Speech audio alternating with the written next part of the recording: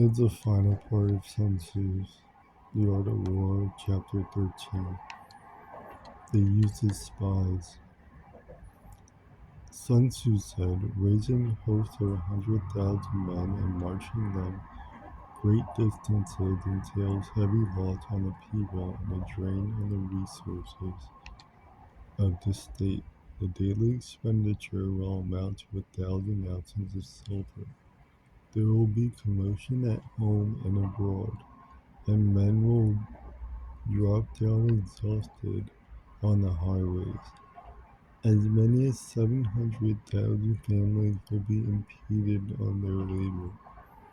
Hostile armies may face each other for years, striving for the victory which is described in a single day, decided in a single day. This being so, to remain in ignorance of the enemy's condition simply because one grudges the outlay of 100 ounces of silver in honors and emoluments is the height of inhumanity. One who acts thus is no leader of men, no present help to its sovereign, no master of victory. Thus, that enables the wise sovereign and the good general to strike and conquer, and achieve things beyond the reach of ordinary men is foreknowledge. Now, this foreknowledge cannot be elicited from spirits, it cannot be obtained inductively from experience, nor by any deductive calculation. Knowledge of the enemy's disposition can only be obtained from other men. Hence, the use of spies, of whom you are five classes: 1. Local spies; 2. Inward spies; 3. Converted spies; 4. Doomed spies; 5. Surviving spies. When those five kinds of spies are all at work, none can discover the secret system. This is called divine manipulation of the threads. It is the sovereign's most precious faculty. Having local spies means employing the service of the inhabitants of a district. Having inward spies makes use of officials of the enemy. Having converted spies, getting hold of the enemy's spies and using them for our own purposes. Having doomed spies, doing certain things openly for purposes of deception, and allowing our spies to know of them and report them to the enemy. Surviving spies, finally, are those who bring back news from the enemy's camp. Hence it is that which none in the whole army of more intimate relationships. I think it's supposed to have more intimate relationships should be maintained than with spies. None should be more liberally rewarded. In no other goodness should greater secrecy be preserved. Spies cannot be usefully employed without a certain intuitive sagacity. They cannot be properly managed without benevolence and straightforwardness.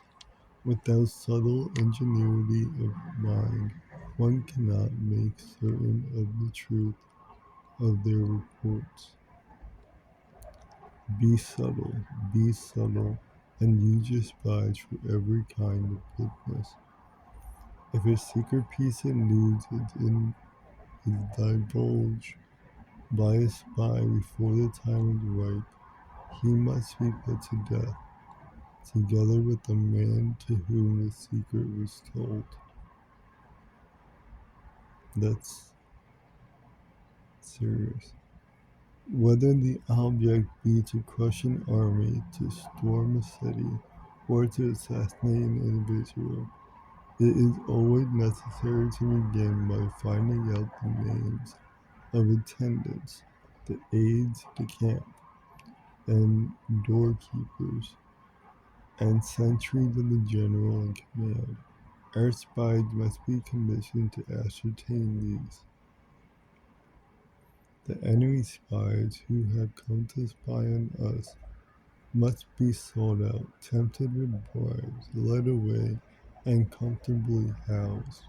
Thus they will become converted spies and available for our service.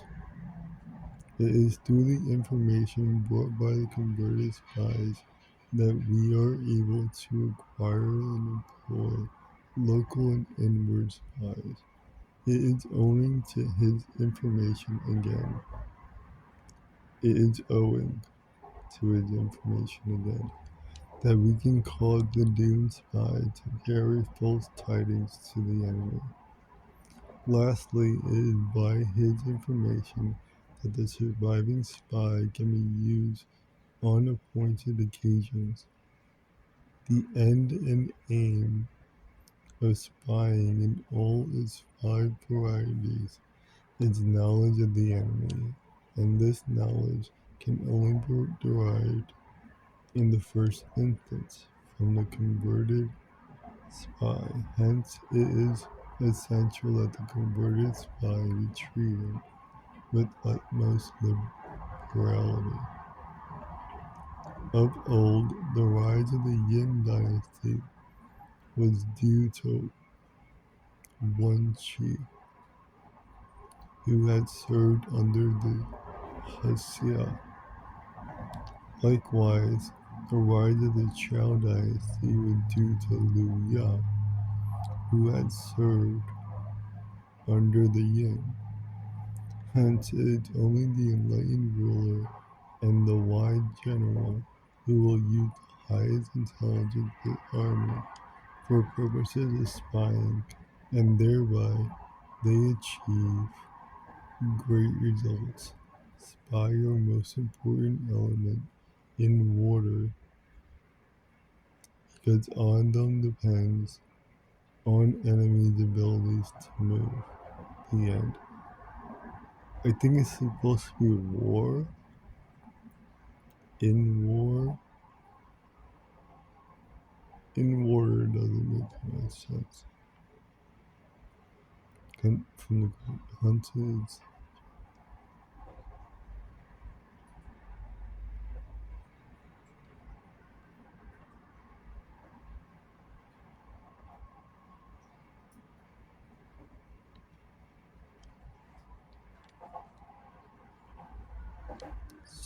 that's the end of the art of war. All 200 less pages. It's one of the easier classics besides. It's not long, it's not that difficult.